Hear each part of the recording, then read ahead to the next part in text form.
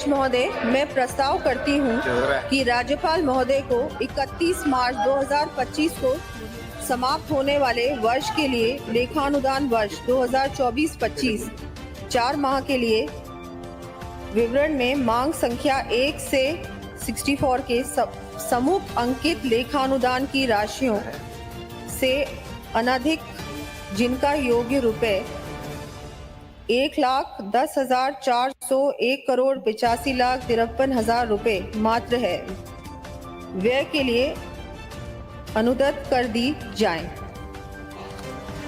नमस्कार। राजस्थान की तमाम बड़ी खबरों को एक बार विस्तार से जानेंगे। राजस्थान में कल सीएम भजनलाल शर्मा और डिप्टी सीएम दिव्या कुमारी के नेतृत्व में भजनलाल सरकार का वार्षिक अंतरिम बजट पेश किया गया है और इस बजट में किसान मजदूरों को लेकर कई प्रकार की चर्चाएं चल रही थी कि भारतीय जनता पार्टी के नेतृत्व में जब कोई भी बजट पेश किया जाता है तो इसमें सबसे ज्यादा फायदा किसान, मजदूर, युवा साथी आदि महिलाओं को दिया जाता है। अब देखना ये है कि ये बजट वास्तव में क्या राजस्थान की जनता के लिए कितना बड़ा फायदा दिया है, ये बजट किस प्रकार रहा है। क्या राजस्थान में पिछले कई दिनों से पेट्रोल डीजल के भावों को लेकर भी 10 रुपया सस्ता करने की चर्चाएं चल रही थी। क्या वास्तव में इस बजट में पेट्रोल डीजल के भाव में 10 रुपया की गिरावट देखने को मिली है। क्या राजस्थान में पिछले कई दिनों से चर्चाएं चल रही थी कि अब राजस्थान में सुरक्षा पेंशन है, जो सामाजिक सुरक्षा पेंशन है, वो हर एक महिला और गरीब परिवारों को 1500 रुपया तक दी जाएगी। क्या इसमें सरकार ने बड़ा बदलाव किया है कि राजस्थान की सीएम भजनलाल सरकार की ओर से नेतृत्व में लोकसभा चुनाव के समय 2.5 लाख सरकारी नौकरियां देने की वादा किया था, उनका नोटिफिकेशन इस बजट में जारी किया है। क्या राजस्थान में सीएम भजनलाल शर्मा के नेतृत्व में विधानसभा चुनाव से पहले पीएम किसान सम्मान निधि योजना में किसानों को 12,000 रुपए देने की बात कही थी, इसकी घोषणा क्या इस बजट में देखने को मिली है। क्या राजस्थान में हर एक किसान मजदूरों के कई प्रकार के आर्थिक सहयोग के लिए भी सरकार ने कई प्रकार के वादे किए थे, क्या इस बजट में देखने को मिले हैं। राजस्थान के हर एक किसान, मजदूर, महिला, युवा साथी आदि जनता को जानना चाहते हैं तो इस बजट में किस प्रकार के फायदे दिए हैं। आज के इस वीडियो में जानेंगे कि राजस्थान सीएम भजनलाल शर्मा और दिव्या कुमारी के इस बजट स्तर का आंखों देखा हाल विस्तार से जानेंगे। क्या वास्तव में सरकार ने इस बजट को विस्तार से रूप से जनता, किसान, मजदूर, युवा साथी, महिलाओं के लिए कितने बड़े फायदे दिए हैं। क्या पेट्रोल डीजल के भाव या महिलाओं की सुरक्षा पेंशन या पीएम किसान सम्मान निधि योजना की राशि, इस प्रकार के क्या क्या फायदे इस बजट में देखने को मिले हैं, एक एक करके जानेंगे। तो पेट्रोल डीजल के भाव को लेकर बात करें तो इस बजट स्तर में पेट्रोल डीजल के भाव को लेकर कोई भी प्रकार की चर्चा देखने को नहीं मिली है। लास्ट तक बजट हमने विस्तार से देखा था, इसमें पेट्रोल डीजल के भावों को लेकर कोई भी प्रकार की चर्चा नहीं की है। हालांकि हो सकता है कि लोकसभा चुनाव के बाद जो अगला बजट पेश किया जाएगा उसमें पेट्रोल डीजल के भाव को गिरावट देखने को मिल सकती है, लेकिन फिलहाल के बजट में पेट्रोल डीजल के भाव को लेकर कोई भी प्रकार की चर्चाएं नहीं की। अब ये जानना जरूरी है कि पेंशन 1500 रुपया कर दी गई है। तो किसान साथियों, आपको बता दूं, बजट में पेंशन 1500 रुपया तो देखने को नहीं मिली है, लेकिन सरकार ने 150 रुपए की बढ़ोतरी की है। बजट स्तर की माने पहले की पेंशन 1000 रुपया मिलती थी, उन सभी लाभार्थियों को अब 1150 रुपया पेंशन दी जाएगी। तो यही न्यूज थी। और बात करें युवाओं की सरकारी नौकरियों को लेकर तो भजनलाल सरकार के नेतृत्व में राजस्थान में विधानसभा चुनाव थे, उस समय 2.5 लाख सरकारी नौकरियां देने की बात कही थी, लेकिन इस बजट में केवल 70,000 वैकेंसियां ही नया नोटिफिकेशन जारी करने का ऐलान किया है। यानी 2.5 लाख सरकारी नौकरियां अभी तो नहीं बताई गई है, लेकिन 70,000 वैकेंसियों को जल्द ही राजस्थान में नए नोटिफिकेशन जारी किए जाएंगे। बात करें पीएम किसान सम्मान निधि योजना को लेकर तो पीएम किसान सम्मान निधि योजना को लेकर जब मोदी सरकार विधानसभा चुनाव चल रहे थे उस समय जो रैलियां प्रचार प्रसारक के रूप में कर रहे थे तो उस समय 12,000 रुपए देने की बात कही थी, लेकिन इस बजट में देखने को मिला है कि केवल किसानों को 8,000 रुपए दिए जाएंगे, यानी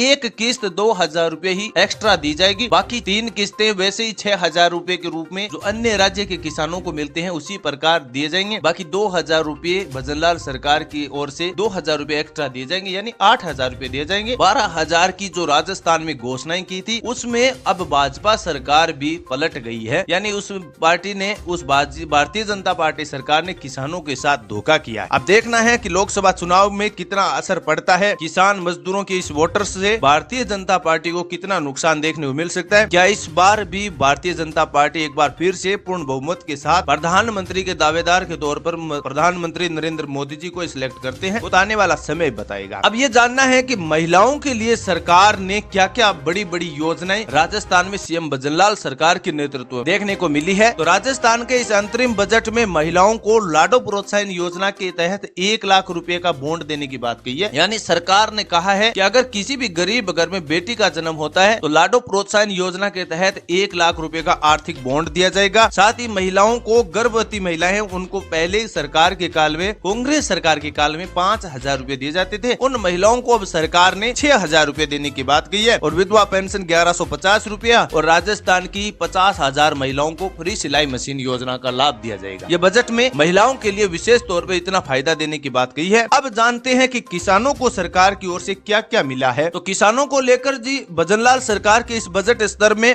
150 रुपया का MSP प्रति क्विंटल के हिसाब से एक्स्ट्रा बोनस दिया जाएगा। यानी गेहूं की खरीद पर सरकार अब 125 रुपए का बोनस देगी। अगर पहले 2200 रुपया प्रति क्विंटल के हिसाब से गेहूं की बेचवाली होती थी, उन किसानों को अब 2325 रुपया का भाव मिलेगा, यानी 125 रुपया बोनस दिया गया है। साथ ही किसानों को सरकारी बसों में यात्रा करने के लिए 50% किराया माफ किया जाएगा। सरकार का मानना है कि अगर आप जयपुर से जोधपुर जाते हैं और 200 रुपया किराया लगता है तो सरकारी बस में अब आपका 100 रुपया ही किराया देना होगा। ये सरकार की ओर से विशेष तौर पर किसानों को छूट दी गई है। जो वृद्ध किसान है, जो बूढ़े किसान है, उनको ये मौका दिया गया है। किसानों को खेती करने के लिए ड्रोन सिस्टम तकनीकी सुविधा प्रदान करने का भी भजनलाल सरकार ने बात कही है। यानी राजस्थान में अगर कोई भी किसान खेती करेगा तो उसको ड्रोन सिस्टम के माध्यम से तकनीकी सुविधा दी जाएगी, जिससे किसानों को कम समय में अपनी खेती की सुरक्षा करने का एक अवसर मिलेगा। साथ ही किसानों को गोपाल क्रेडिट कार्ड दिया जाएगा, जिसमें पहली लिस्ट में राजस्थान के करीबन 5 लाख किसानों को लोन दिया जाएगा गाय पालन के लिए। यानी राजस्थान सरकार का मानना है कि गोपालक क्रेडिट कार्ड बनाया जाएगा। उसके बाद पहले फेज में राजस्थान के करीबन 5 लाख किसानों को 1 लाख रुपए तक का लोन गाय पालन के लिए दिया जाएगा। और ये राजस्थान में गोपालन योजना अगले लगातार कई दिनों तक चलाई जाएगी। भजनलाल सरकार कहती है कि हमारी भाजपा सरकार है ना, तो वो गोवंश संरक्षण के लिए विशेष तौर पर काम करती है, क्योंकि हिंदू धर्म में गाय को मुख्य माना जाता है और इसकी पूजा और इसकी सेवा करना हर भारतीय नागरिक,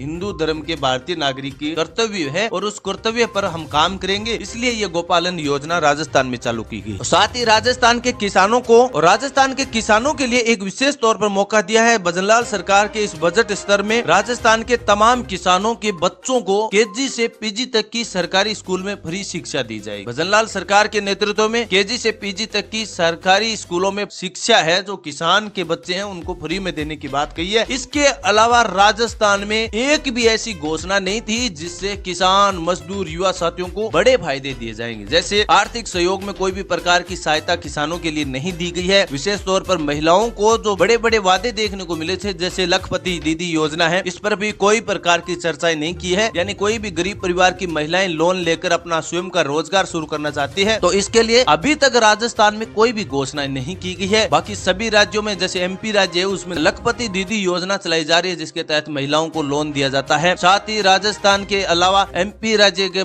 लाडली बहना योजना चलाई जा रही है, जिसके तहत महिलाओं को 1,000 रुपया हर महीने दिए जाते हैं। यानी मध्य प्रदेश राज्य में हर महिलाओं को 1,000 रुपया का आर्थिक सहयोग दिया जाता है हर महीने। और वैसी योजना राजस्थान में भजनलाल सरकार के नेतृत्व में नहीं चलाई गई है। अब देखना यह है कि यह अंतरिम बजट अगले 4 महीने का है। 4 महीने के बाद एक नया बजट पेश किया जाएगा। उसमें महिला, किसान, युवा साथियों के लिए क्या क्या फायदे दिए जाएंगे वो तो आने वाला समय बताएगा। लेकिन मेरे हिसाब से राजस्थान में कुछ भी अगला बजट भी इतना खास नहीं रहेगा, क्योंकि ये बजट भी अहम रहता है। इसमें सरकार को ज्यादा बड़ी लागत भी नहीं आई है। कोई भी प्रकार का फायदा किसान, मजदूर, युवा साथियों के लिए नहीं मिला है। किसानों के लिए और महिलाओं के लिए कोई भी प्रकार की आर्थिक सहयोग राशि नहीं मिली है। केवल भजनलाल सरकार ने किसानों को 300 यूनिट बिजली फ्री देने की बात कही है, जिसमें भी सरकार ने बताया है कि सूर्योदय योजना, जो प्रधानमंत्री जी के नेतृत्व में इस राम मंदिर के प्राण प्रतिष्ठा आयोजन के दिन 1 करोड़ किसानों की छतों पर सोलर पैनल सिस्टम लगाने की बात कही थी। उसमें से 5 लाख किसान राजस्थान के होंगे और राजस्थान के 5 लाख किसानों के घरों के छतों पर सोलर पैनल सिस्टम लगाया जाएगा, जिससे बिजली की बचत होगी 300 यूनिट तक। अब देखना यह है कि राजस्थान में सभी किसानों को तो सूर्योदय योजना का लाभ मिलने वाला नहीं है। अब आगे की क्या स्कीम रहेगी वो तो भारतीय जनता पार्टी की सरकार जाने।